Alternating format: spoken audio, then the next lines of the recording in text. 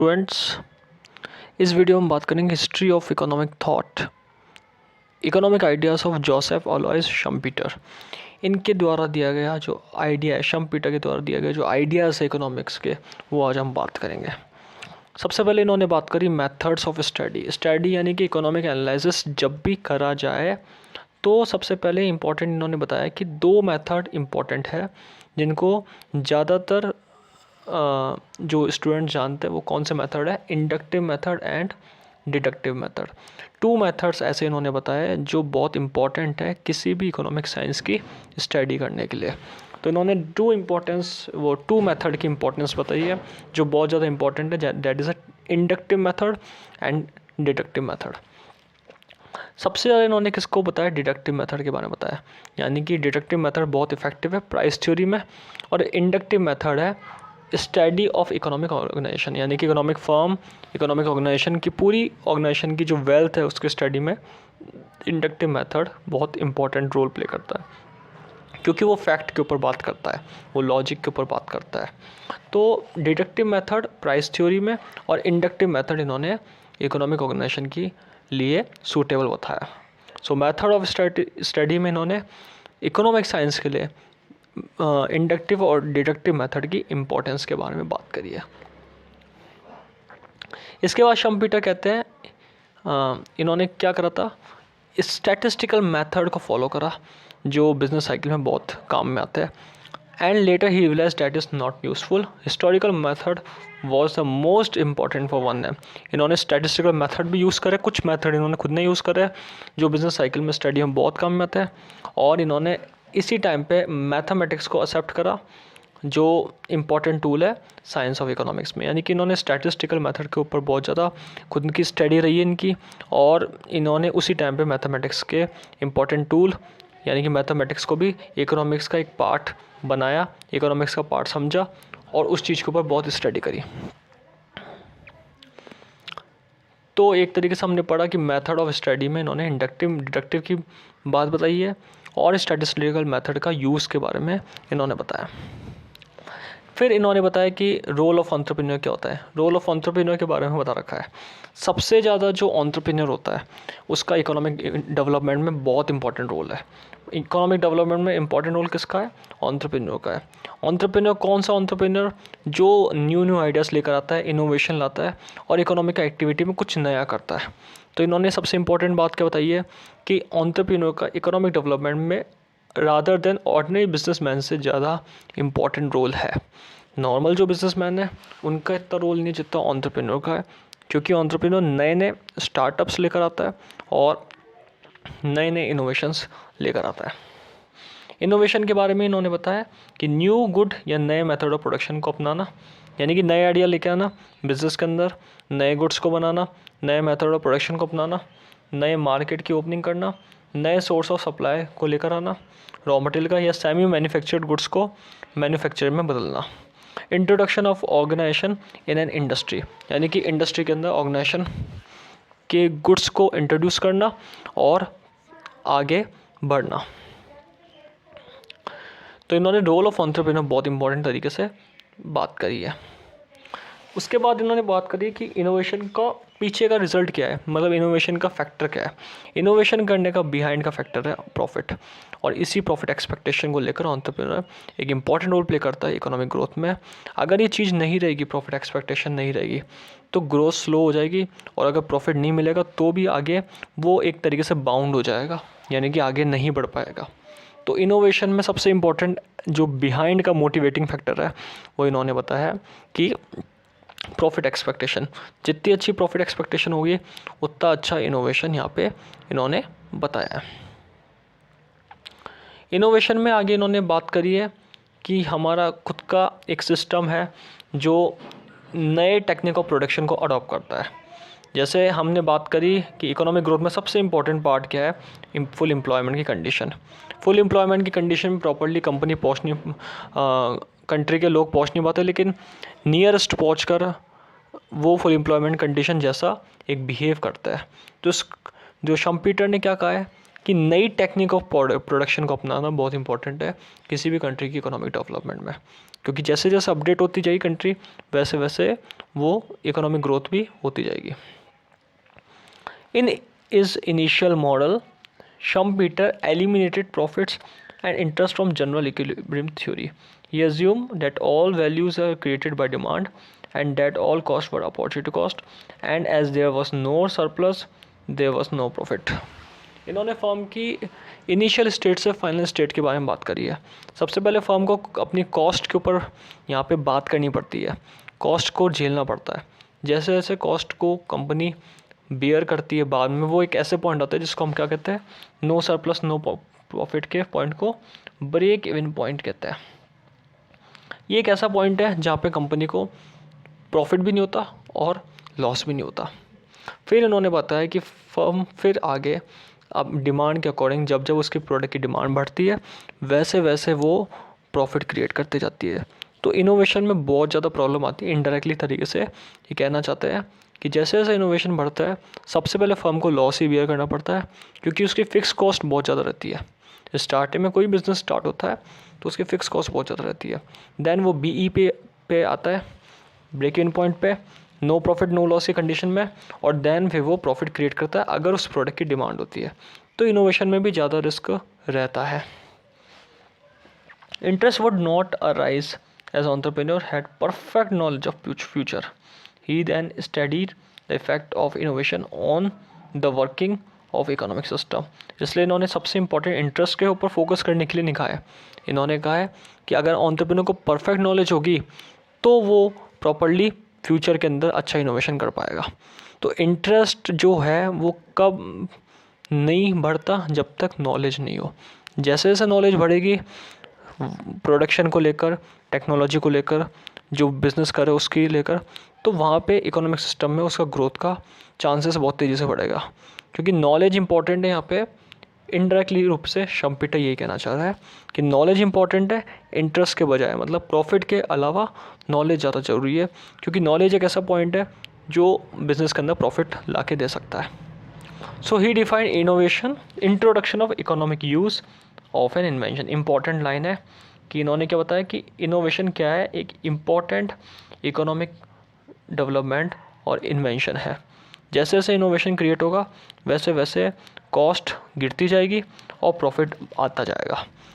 Important point इन्होंने कहा है कि इनोवेशन जैसे जैसे बढ़ेगा डिमांड क्रिएट होगी, डिमांड से प्रॉफिट क्रिएट होगा, प्रॉफिट से यहाँ पे जो कॉस्ट है वो गिरती जाएगी, क्योंकि कंपनी शुरू में लॉस बियर करती है वो भी कवर हो जाएगा। इसलिए इन्होंने प्रॉफिट को डायनेमिक सोसाइटी का पार्ट कहा है कि जैसे जैसे सोसाइटी चेंज होगी वैसे वैसे कंपनी प्रॉफिट क्रिएट कर पाएगी। तो डायनेमिक सोसाइटी का इन्होंने एक पार्ट बताया। He concluded that profit rises only in dynamic society. Then Schumpeter proceeded to analyze long-run process of business cycle. In long run, prosperity and inflation led to the introduction of innovation since capital was in abundance. These innovations depend upon the expectation of profit and financed by credit creation. इस तरीके से इन्होंने long run वाला point में उगाया है कि long run में अगर आपको जाना है तो प्रॉस्पेरिटी यानी कि आपकी एबिलिटी होनी चाहिए, इन्फ्लेशन के टाइम में भी आप इनोवेशन को ला सको, महंगाई के दौर में भी प्रोडक्ट को ला सको और आप प्रॉफिट क्रिएट कर सको। ये सबसे इम्पोर्टेंट यहाँ पे इनोवेशन की इंपॉर्टेंस इन्होंने बताई है कि ऐसा इनोवेशन होना चाहिए जो किसी भी कंडीशन में, भले ही वो महंगाई कंडीशन में, प्रॉफिट क्रिएट कर सके। Schumpeter's innovation theory. Joseph A Schumpeter develop innovation theory of trade cycle. इन्होंने ट्रेड साइकिल के अंदर, बिजनेस साइकिल के अंदर इनोवेशन थ्योरी का ही है।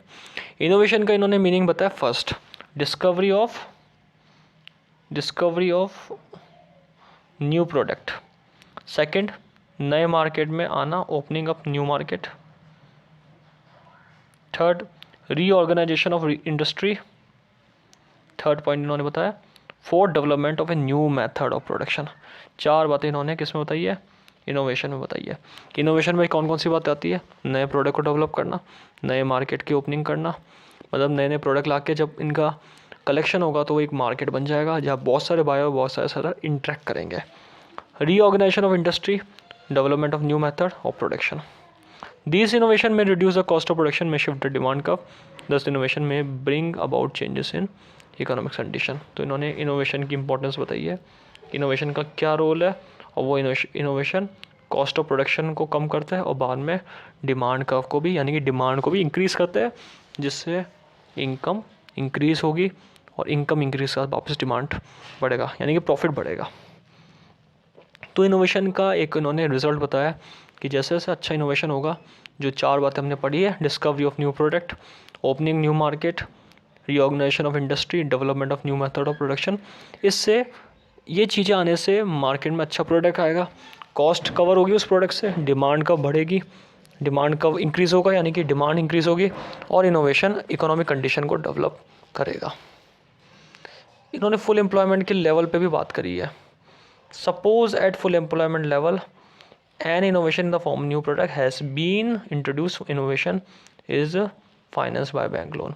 इनोवेशन का करने का मतलब कि नए नए रिस्क लेना, फुल एम्प्लॉयमेंट लेवल में भी नए प्रोडक्ट को लाना, पैसा ओनर फंड खुद का यूज़ करके या फिर लोन के द्वारा भी यूज़ करके इनोवेशन करता है जो एंटरप्रेन्योर होता है।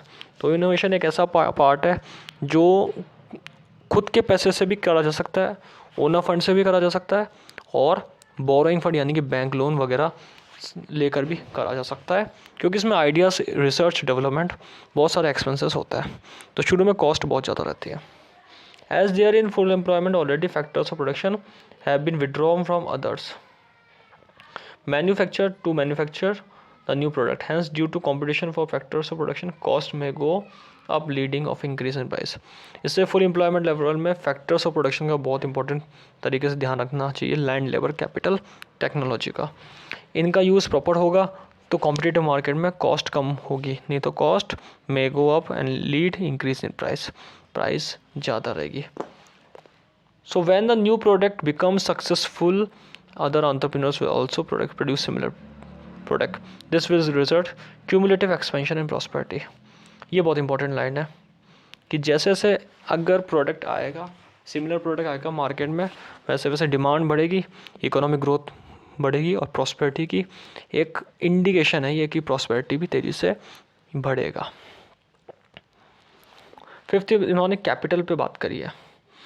कैपिटल पे इन्होंने कुछ आइडिया खुद का नहीं दिया, लेकिन कुछ आइडिया इन्होंने बोरो करे एक तरीके से। Schumpeter did not identify capital with concrete goods but regarded separate agent और factor represented as a fund of purchasing power. इन्होंने कैपिटल को परचेसिंग पावर का सोर्स बताया। बस एक ये बताइए कि जैसे जैसे परचेसिंग पावर बढ़ेगी वैसे वैसे कैपिटल फॉर्मेशन भी बढ़ेगा, क्योंकि लोग ज़्यादा खरीदेंगे, डिमांड बढ़ेगी, इनकम ज़्यादा आएगी, फिर वापस से कंपनी कैपिटल फॉर्मेशन करेगी। तो इस चीज़ के ऊपर इन्होंने ये आइडिया बोरो करा है। In this respect he departed from economic idea develop by Bohm Bawerk and F.A. Von hike.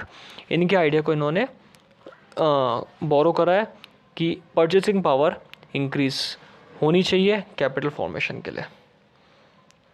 It explain the emergence of interest during the process of economic development. Interest did not arise in a static state and therefore it was an aspect of dynamic analysis. हमने पहले ही पढ़ा कि dynamic society में dynamic analysis ज़्यादा होना चाहिए। Interest कहाँ से क्रिएट होगा कैपिटल के लिए? डायनामिक एनालिसिस करके ही।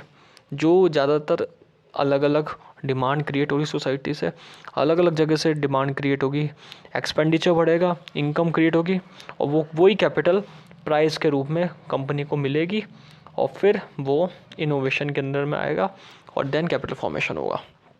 यानी कि कंक्लूसिव फॉर्म में कह सकते हैं कैपिटल एक ऐसा पार्ट है जो प्राइस पे करा जाता है प्रोडक्टिव सोर्सेज के द्वारा इनोवेशन के अंदर में। It arose in the money market which was creation of economic. Money market में भी जैसे बैंक के द्वारा पैसा मिलना या फिर अलग अलग जगह से पैसा मिलना जो शॉर्ट टर्म में बहुत फ़ायदेमंद देता है और कंपनीज़ को मोटिवेट करता है कि आप अपने काम वर्क को इंक्रीज़ करें और इकोनॉमिक डेवलपमेंट तेज़ी से करें। So capital was a price paid for the new productive forces accrued under innovation. Innovation की वापस से इन्होंने इंपॉर्टेंस बताई है कि जैसा जैसा इनोवेशन होगा वैसे वैसे कैपिटल फॉर्मेशन होगा, क्योंकि कैपिटल प्राइस के रूप में ही पे की जाएगी। जितना अच्छा प्रोडक्ट उतनी अच्छी डिमांड और उतना अच्छा यहाँ पे प्राइस पे। सो मनी मार्केट भी इंक्रीज़ होगा, बैंक को पैसा ही मिलेगा लोन देने के लिए भी, और मार्केट में इकोनॉमिक डेवलपमेंट होगा। तो बेसिकली इन्होंने मेन में जो बातें हैं कैपिटल इनोवेशन, या फिर इनकी थ्योरी इनोवेशन की, या फिर इनकी एंटरप्रेन्योर की थ्योरी, या फिर अगर देखा जाए मेथड ऑफ स्टडी, ये बेसिक जो बातें इकोनॉमिक डेवलपमेंट में हेल्प करते हैं। और इसी चीज़ों पे आज history of economic thought series में